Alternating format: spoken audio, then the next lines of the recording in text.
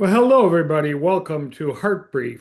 This episode begins 2026, and we're going to kick it off with some very interesting articles on preventive cardiology and preventive medicine. I'm Joel Kahn, medical doctor, triple board certified preventive cardiologist in Detroit and now in my southeastern Florida office. Thank you for listening. Hopefully, you'll find this interesting. Let's go over and share the first article. An interesting one, a very practical one, I think, for your patients. An analysis in food science and nutrition using the NHANES USA database 2009 through 2018, looking at records of how many meals a week are what they call takeaway food consumption, TFC, kind of a new term for me, but basically carry out using Uber Eats, Grubhub, getting things delivered to the house, probably also including going to the grocery store and picking up a prepared meal, everything other than home cooking.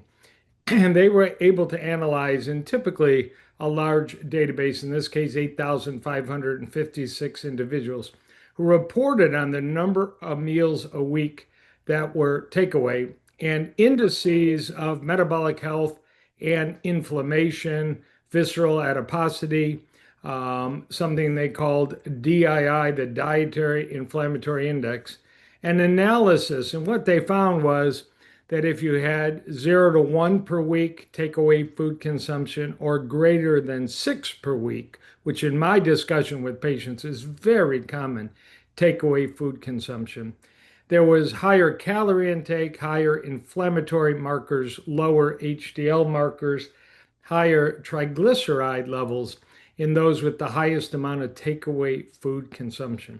As they say in the abstract, incremental increases in takeaway food consumption were associated with higher fasting glucose, serum insulin, and insulin resistance.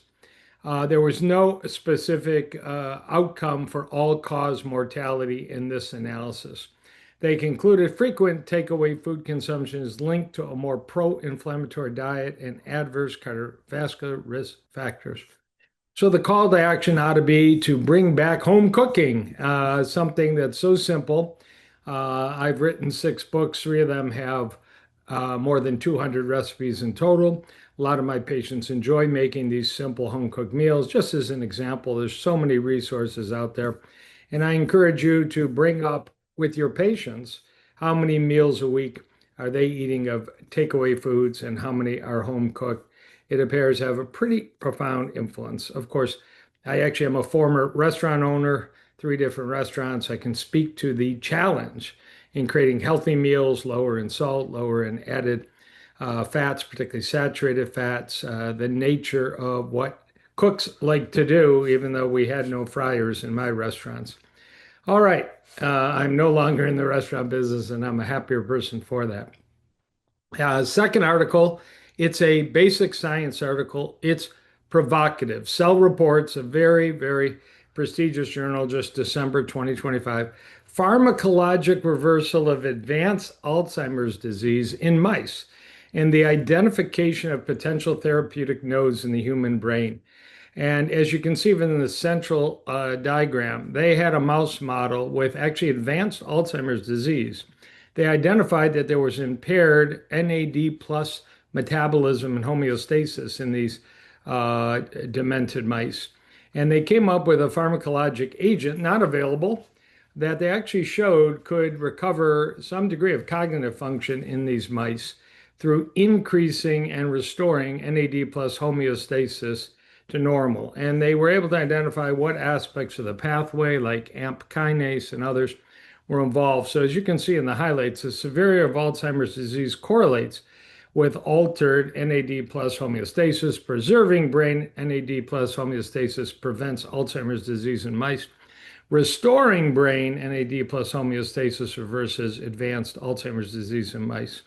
And multi-omics across human and mouse Alzheimer's disease brains identifies nodes for human Alzheimer's disease reversal. This was led from Case Western Reserve University, but many other universities. So this is what we're looking for. It's certainly preliminary. It's certainly, mouse driven. It is translatable. There are so many agents out there, both supplemental and increasing a number of pharmacologic FDA trial drugs that are being used. In Detroit, we have a outfit using a crystalline NMN that's going through testing, excuse me, for human trials and FDA approval. So this is very hopeful in the meantime. It's a very dense paper. I encourage you to take a look at it just out of the discipline of studying important science that comes out and is sort of breaking news.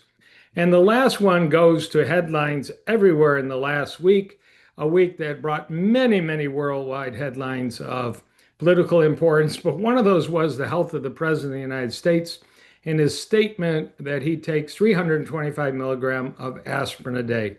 And I had to reach back out of my knowledge base to Lancet 2018.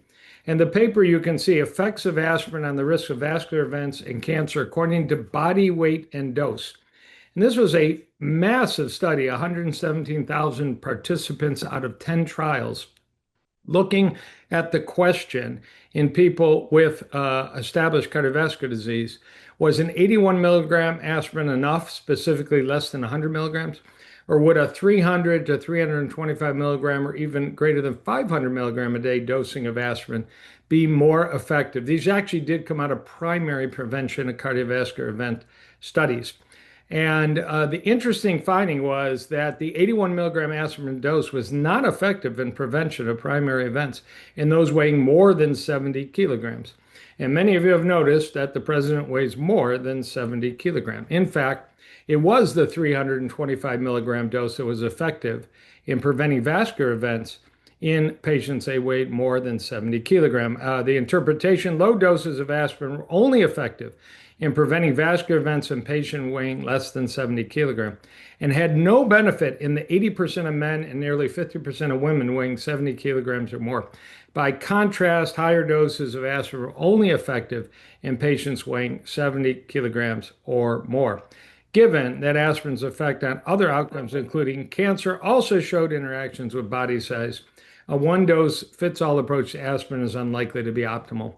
This is so interesting and so true of many other drugs that we use, Xarelto, Eliquis, Pradaxa, where largely 95+% of patients get the same dose irrespective of body size, and we don't have a good way to monitor effectiveness. So it is interesting. There have been several trials just this year that continue to look at aspirin. If you want to look them up, it's called the adaptable trials, looking in people with COPD and people with diabetes, where 81 milligram versus 325 milligram did not actually have any difference in bleeding risk. There is bleeding risk. A reminder that the president does have a calcium score greater than 100 in 2018, so by now it's probably in the several hundreds. Reportedly, he may have had a CT angiogram of his heart in late 2025 that was excellent, but we don't know the results. They've not been released by his White House physician, Dr. Barbarossa. So at any rate, there's at least some credence to the idea that in a person like President Trump, for all honesty, in the studies that have shown that people with high calcium scores may benefit from aspirin, they have not included people over age 75. So at the president's age, we don't fully know the exact risk versus benefit ratio, but in clinical medicine, we very often don't know the exact risk benefit ratio. We just use the available data as best we can. And this dosing strategy is interesting. Some of my patients have actually read this article on their own and have asked me, is my 81 milligram aspirin enough? These are people that weigh 200 pounds plus. And some of them do take a full aspirin a day based on this data. So I wanted to share that with you. It's timely, it's important. Your patients are reading about it. And I thank you for listening to this episode of HeartBrief. We'll be back next week with 3 new articles, at least from the medical literature, trying to make them relevant and timely. Thank you. Happy, healthy New Year.